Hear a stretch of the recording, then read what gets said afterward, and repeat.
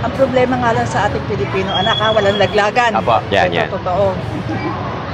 Maasa sa ibinibigay. Yun. Hindi nagtatrabaho. I'm sorry. Nakukuha tayo sa lagay sa konting halaga. Ako dinidivide ko yun eh. 6 years. Binigyan ako ng 1,000 halimbawa. Pero hindi ako binibigyan anak. Opo. Divided by 6 years. Wala akong piso isang araw. Tunay na balita, walang kinakampiyan, sumasalamin sa katotohanan lamang. Ay, magandang araw sa inyo mga kayon at welcome kayo rito sa ating programa na Joe Malone TV at tunay na balita, walang kinakampihan, sumasalamin sa katotohanan lamang. At ngayong araw na to ay December 11, 2024, araw ng Miyerkules dito sa Pilipinas. Shout out sa lahat ng mga viewers natin dyan abroad, sa mga nasa mga OFW natin syempre, at pati na rin yung mga nandito dito sa Pilipinas, Luzon, Visayas, Mindanao. Shout out sa inyo, saludo. At itong topic natin, napakaganda nito. Although it applies, although sa lokal ko to ginawa, pero it applies and logically para sa buong Filipino people. At kung bago ka rito sa channel ko, syempre huwag mo kalimutan mag-subscribe at i-click mo na yung notification bell para lagi kang updated sa mga videos na ina-upload natin. Paki-like and share na din. At kung marami kang oras, let's say nagluluto ka, may ginagawa ka, naglilinis ka ng bahay mo, paki-play all na lang yung mga videos natin at wag din kayong mag-skip ng ads, napaka-importante para nang sa ganon makakuha tayo ng magandang revenue sa YouTube. Tapos kung meron naman kayong mga blessing dyan na gustong i-share, nandiyan naman ang ating GCash. Maraming salamat if you do so. Thank you so much at welcome kayong lahat dito sa channel natin. Itong channel natin, we do reaction videos, reaction vlog regarding issues and politics sa ating bansa at pati na rin yung mga survey na kinokontak natin every now and then sa local man o sa national. At by next year, I will do both. I will do reaction video and at the same time, kalye survey. So hindi lang ako nasa studio natin, ako din ay makikita nyo sa field. Kaya sana pasuportahan naman. Thank you so much kung gagawin nyo. Maraming salamat. Pwede nyo i-like, i-share, i-send sa mga kamag-anak nyo yung video natin para nang sa ganun ang aim goal natin dito is to learn. Hindi lang basta ma-entertain kayo. Ang gusto ko may take away kayo. Not just from me, but from my reaction sa mga vlog natin, sa mga videos na ina-upload natin. Gusto ko ganon. Two-way. Hindi lang pwedeng ako lang yung kikita sa inyo kasi siyempre nanonood kayo. Siyempre ayoko naman. Gusto ko may take away kayo something from me or from my video or from my vlog na ma-apply nyo sa daily lives nyo. Maraming salamat. Thank you so much. At kung meron kayong mga suggestion na pwede natin i-topic, pwede nyo i-comment dyan sa baba or dapat pala nilagay ko yung email ko, no? Ilalagay natin yung email. Sige. You can also email me at joemalonetravel@gmail.com. Lalagay ko dyan. Lalagay natin dyan. Tama, lagay natin yung Gmail. Thank you so much. Ito, simulan na natin. Itong ginawa natin na survey this year. This month, 20 December. Ano pa ngayon? December 10. Mga ganon. Mga December 1 or 2. Ginawa natin itong survey na to. Sa Gagalangin to. So, usually, ang survey ko dyan is random Random sa kalsada. Sino ba ang mayor nila na ipoboto nila next year sa Maynila? Then, I came across to this woman na talagang nabighani ako sa sagot. Maganda to maganda to. Promise, may take away kayo dito. Promise, may take away kayo dito. Ang ganda ng sinagot ni nanay. Then eventually, I found out na si nanay pala ay retired na teacher sa eskwelahan. Siyempre, di ba? Ang ganda ng sagot niya na rare, no? Sa dami ng mga nakondak kong survey, isa si nanay sa napakaganda ng sagot. And it applies not just locally, but also to national election. So, hindi lang to pang lokal. May take away tayo rito, kaya pakinggan natin si nanay. Napakaganda. She deserved na ma-recognize ng bawat Pilipino kasi napakaganda na sinabi niya. Hindi ko na papatagalin. Let's go. Si Nanay. Nay, magandang araw. Magandang araw po sa inyo. May konti na po kaming katanungan. Kung halimbawa ngayon ang botohan, sino ba napupusuan mong mayor dyan? Meron tayong 6 na choices. Alam mo sir sa performance-wise, dalawa lang yung dito. Mas gusto ko si Isko. Isko po? Yes. Pwede po ba malaman bakit? Kasi, dahil siya ay mahirap, nagmula sa mahirap, ang binibigyan niya ng mga tulong, importansya ay ang mga mahihirap. Yun. At napakaganda kasi, ang problema nga lang sa ating Pilipino, anak ha, walang laglagan. Apa, yan, Ito, yan. totoo. Maasa sa ibinibigay. Yun. Hindi nagtatrabaho. Galing. Yan yung sinasabi ko sa reaction video natin. Exactly. Nasasanay kasi. Nasasanay kasi. Kasi katulad yan, merong mga parating na, may mga parating na binibigay. Ayuda. Yun na lang ang inaabangan, anak eh. Wala nang effort para mag-work. Retired teacher ako, anak eh. Kaya pala yan. Nakikita ko na gano'n. Sana, ang ibibigay nila, trabaho. Yun! Trabaho. yes. Finally! Kasi marami sa atin Tamad. Para magbanat ng buto. Samantalang pag nasa ibang bansa, anak ng... Kahit nagdodoble trabaho, no? Yes, at ang piniprefer nila, Pilipino. Marami, Kasi di ba? masisipag, madiskarte. Masisipag. Kasi bakit doon? Sa sariling bansa, Sa sariling bansa, nakakalungkot. At laganap ang corruption, please. Yan! Kasi nakukuha tayo sa lagay. I'm sorry. Nakukuha tayo sa lagay sa konting halaga. Ako dinidivide ko yun 6 years. Binigyan ako ng 1,000, halimbawa. Pero hindi ako binibigyan anak. Opo. Divided by 6 years. Wala pang piso isang araw. Grabe. Kahit sa mga konsehal, 3 taon lang sila. Bibigyan ka. Magkano isang araw? Ayun ang takeaway natin. O sige. Halimbawa, nakatanggap kayo ng... Ito yung sinasabi ni VP Sara Duterte na yung vote buying o yung pagbili ng boto, hindi na siya vote buying ang tawag. Ang tawag na dyan, ayuda. Ayuda. Okay, binigyan ka halimbawa para sa takeaway natin, number 1, takeaway natin. Binigyan kayo ng ayuda, let's say 2,000, 5,000, o i-divide mo yun. Halimbawa, national, 6 years. 5,000 divided by 6 years. Kayo na bahala mag-math, ha? Kayo na bahala mag-divide. Or sabihin na natin sa lokal, 3,000. 3 years lang pag lokal 3,000 divided by mo sa 3 years. O kung ilang days man yun. Gaya ng sinabi ni nanay, hindi pa papatak, wala pang piso. So, ibig sabihin yung halaga ng boto mo, wala pang piso. Abay, mag-isip-isip ka naman. Diba? Ulit, panoorin natin. Common sense, anak eh. Kaya Mamulat nakakalungkot. kayo. Ha? Kaya sabi ni mother. Hindi totoo, anak eh. Opo, totoo po Kasi yung sasabi niyo. For 28 years, galing ako sa sentro. Escolar, nagturo ako doon. Graduate CEU. ako doon. Apa. CEU. Napunta ako dito sa government. 28 years ako, anak. Nakita ko yung weaknesses. Hindi ka pwede lumakad ng walang padulas. Correct. Totoo. real talk yan si nanay. Di ba? Totoo. Oo. Kaya ngayon nga ako, may nabagsak ako mga estudyante. Hindi ako mayabang, anak, sinasabi ko lang. Opo. Ako. Ayan lang ang Laurel. Diyan ako nagturo. Pagka hindi ko nagpapakita, bakit kita ipapasa? Lalagyan mo ako. Meron ako. Ginaganon ko, meron ako. Totoo. Dahil teacher ako Ito ID ko. Yes. Hindi Mukha. ito. Di, Mawawala prinsipyo. yung ID dito. Pero ito. Galing, Dala mo, kahit no? saan.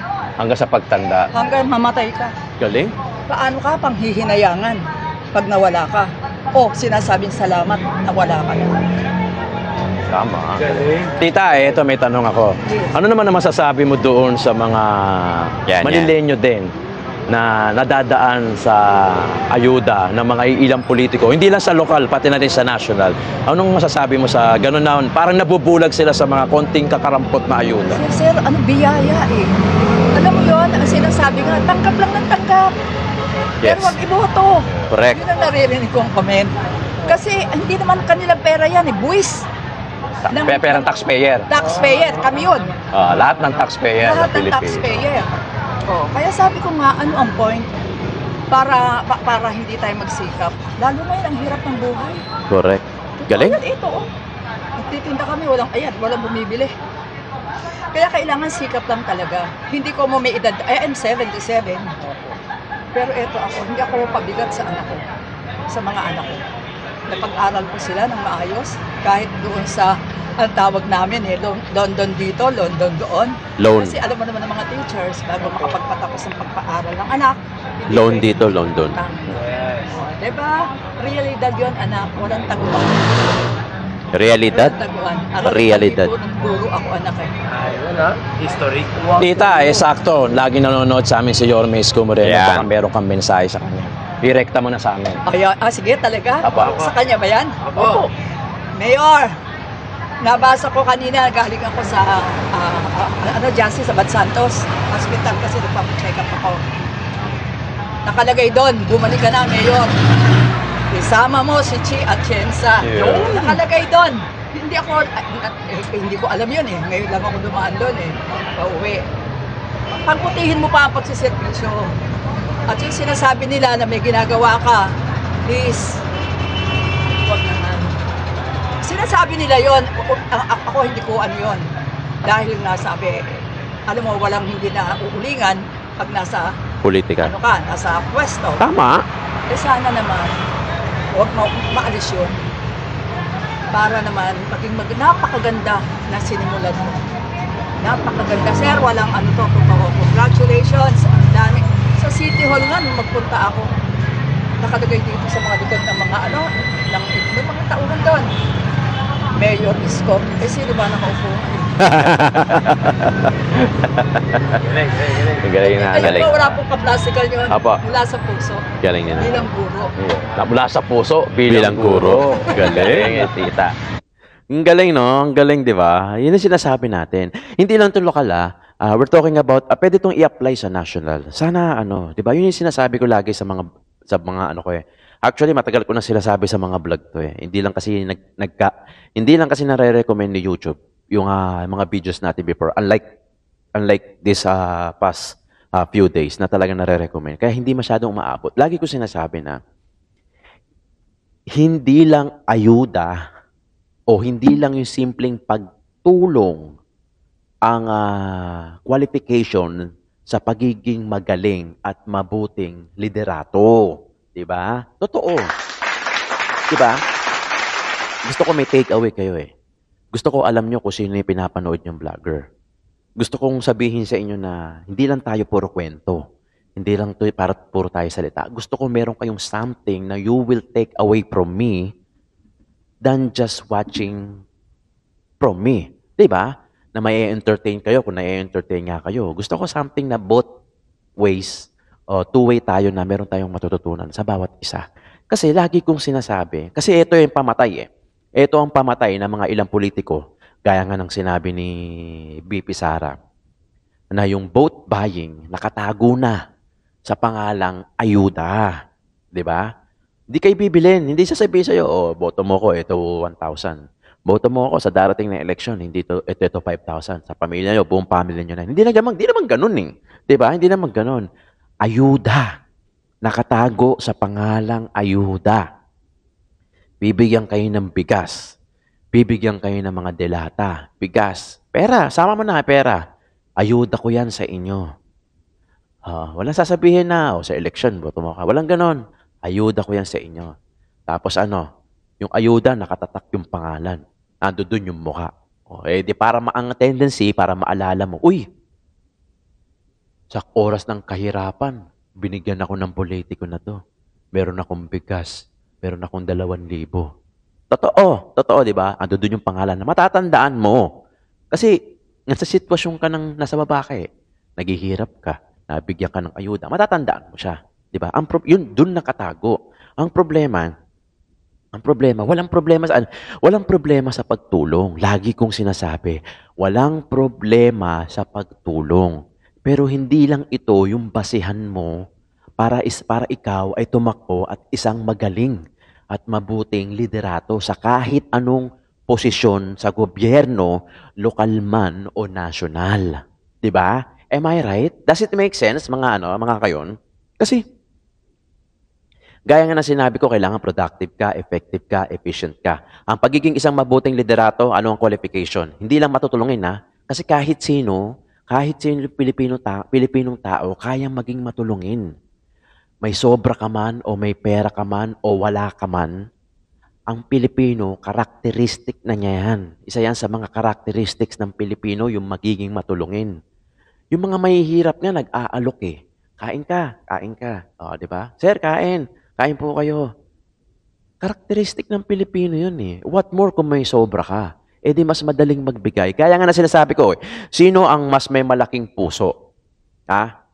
Sino mas may malaking puso? Yung tao na maraming sobra, nagbigay, o yung taong walang-wala pero nagbigay pa rin? Sige. Oh, sige, bibigyan ko kayo ng ano. Kung maiisip nyo kagad yung sagot, edi thank you. Kung hindi nyo pa naiisip, sige, di isipin nyo. Sino ang may mas malaking puso? Yung taong maraming sobra, then nagbigay, o yung taong walang-wala, pero nakuha pa rin magbigay? Does it make sense? Yes. Di ba? Totoo. Ang pagiging magaling na liderato o leader o may posisyon sa gobyerno, ito ang qualification. Dapat unang-una may takot sa Diyos. Number 1 yan. Laging unang ang Diyos. Bakit? Kung walang takot yan sa Panginoon, hindi yan matatakot sa tao. Ganun kasimple. Huwag na natin tignan pa sa mga ibang paraan. Pag may takot sa Diyos, may takot sa tao. 'Di ba? Ang sunod, may malasakit. Ang sunod, kailangan hindi lang matulungin. Kailangan may leadership skills in terms of what? In terms of problem solving, critical thinking, decision making para doon sa mga decisive moments o yung mga situation, mga phenomenon na o pangyayari na kailangan ng agarang solusyon, 'di ba? Hindi yung sige, bigyan mo akong 2 taon, kaya natin 'yan. Bigyan mo akong 3 taon, magagawa natin 'yan, masosolve natin 'yan. Hindi. Kung kaya mong lutasin sa maikling oras na in a way na productive, na effective, yun ang mas maigi. Kumbaga, bilis kilos. Hindi pwede yung ipapangako mo na, sige, by 3 years, tapos na yan, kaya natin gawin yan. Baka kaya mo pang i-shrink yung 3 years in a way na hindi minadali, in a way na effective, na quality, dekalidad yung gagawin o yung solusyon. Hindi yung gaya ng pandemic. Gaya ng pandemic, biglang nag-lockdown, March 19, March 20, 2020, biglang nag-lockdown. Bawal lumabas lahat ng tao. Ang nasa labas lang yung mga essential na people like Grab, police, mga chairman, barangay, yung mga essential na personnel, 'di ba? Nag-lockdown March 19, March 20, 2020, nag-lockdown. Hindi lumabas yung biglang tao. Anong gagawin ng lokal na mayor? Doon na natin tingnan mayor. Sige, governor.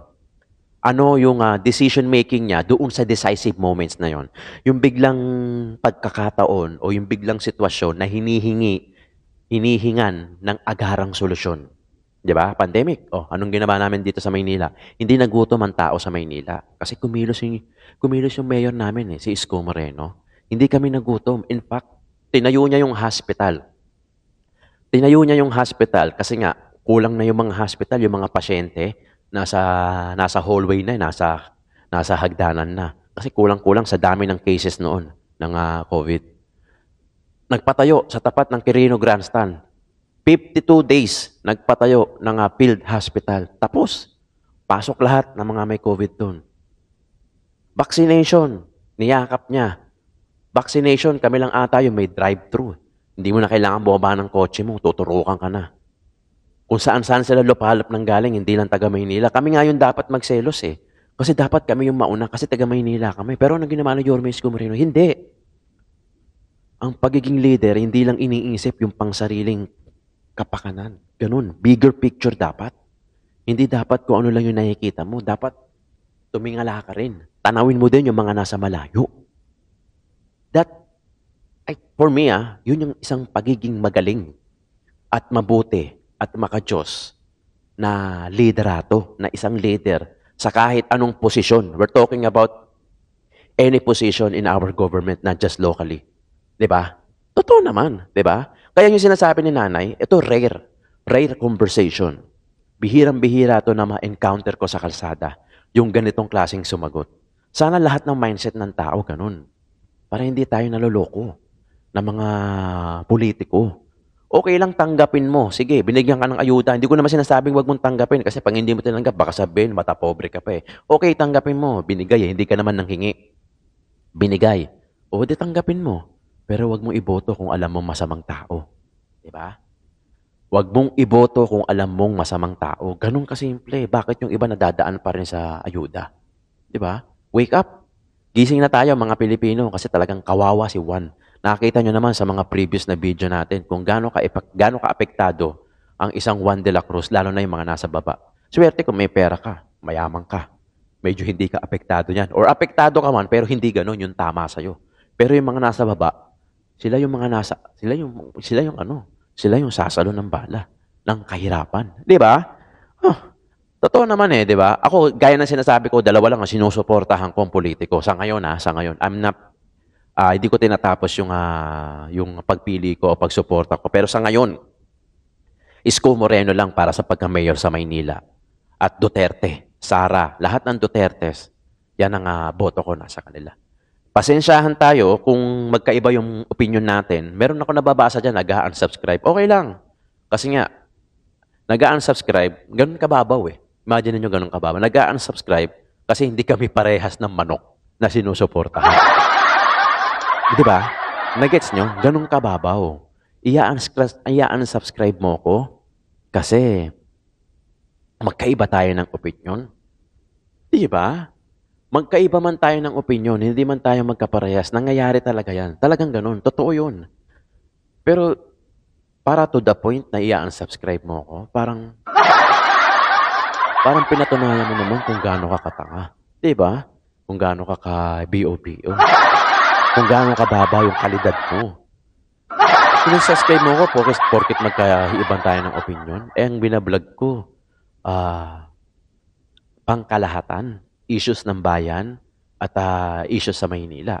Oo, magkaiba tayo ng manok. Marahil sa iba ka, sa kabila ka, o kaya hindi ka rito sa sinusuportahan ko. Pero it doesn't mean na aabot ka sa ganung pag-unsubscribe. Papaw, pare. Di ba? Okay mga kayon, maraming salamat. Attendance check tayo sa baba. Please do so. Kung saan man kayong lupalop naroroon at nanonood. Halimbawa, nanonood kayo watching from Canada para may engagement. To be honest, para engage dun sa video. Like, saka pakishare na rin sa mga kamag-anak nyo, sa mga kaibigan nyo. Kung meron man kayo natutunan dito sa video natin o wala, i-dislike nyo. Walang problema. Kung meron naman, i-like and share. Tapos, paki-subscribe. Kung di ka pa nakapag-subscribe, i-click mo yung notification bell para lagi kang updated. Tapos, paki-comment dyan kung saan ka nanonood watching from Canada, UAE, Pangasinan, Bulacan, Japan, Gapan, anywhere man dito sa Pilipinas. Maraming salamat. Huwag ka rin kayo mag-skip ng ads kahit pa paano makalikom tayo ng konting revenue sa YouTube at may panlakad tayo o panluwas sa Maynila pagka magkakontak tayo ng survey. Ang survey natin next year, national saka lokal. Pagsasama-samahin natin yan. Hindi nyo lang ako makikita rito sa studio para makapaghatid ng balita sa inyo, but also you can see me on the grounds, sa field, di ba? Maraming salamat at kung meron kang gustong i-share na blessing, nandiyan naman yung Gcash natin. Ilalagay din natin yung Gmail natin, yung email natin dyan kung meron kayong mga suggestion na comments na pwede nyo i-email sa akin rather than sa comment section. Maraming salamat. Tunay na balita, walang kinakampiyan, sumasalamin sa katotohanan lamang.